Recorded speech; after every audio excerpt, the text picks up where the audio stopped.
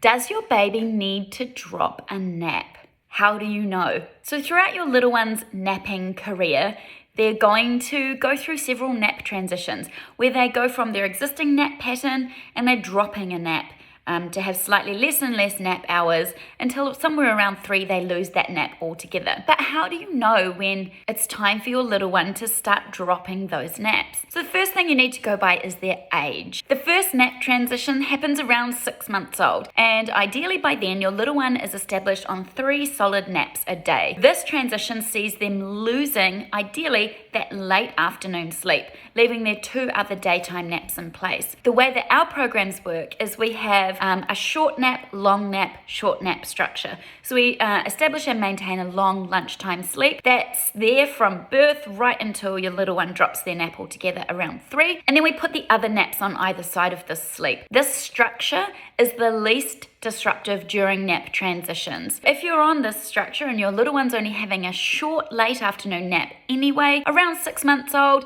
that nap just gets whittled away until it's ready to disappear altogether. So the first clue is the age. If your little one's 6 months old, if they are resisting bedtime in the evening, if they are waking 45 minutes after bedtime, if they have increased night waking or early morning waking, then that's a sign that they're ready to drop that late afternoon nap. The next nap transition happens around 13 to 15 months when your little one will drop the morning nap and be left with that nice long lunchtime sleep. The signs are very similar. Your little one might start resisting going to sleep at that lunch sleep after they've had the morning nap. So suddenly that nap's almost getting pushed later and later. They might fluff around at bedtime, they might have increased night waking or early morning waking. The last nap transition is, as I said, somewhere between 2.5 and 3 years old, where your little one loses their daytime sleep altogether. The signs are their age and that suddenly they are really mucking around at bedtime. So if they're sleeping for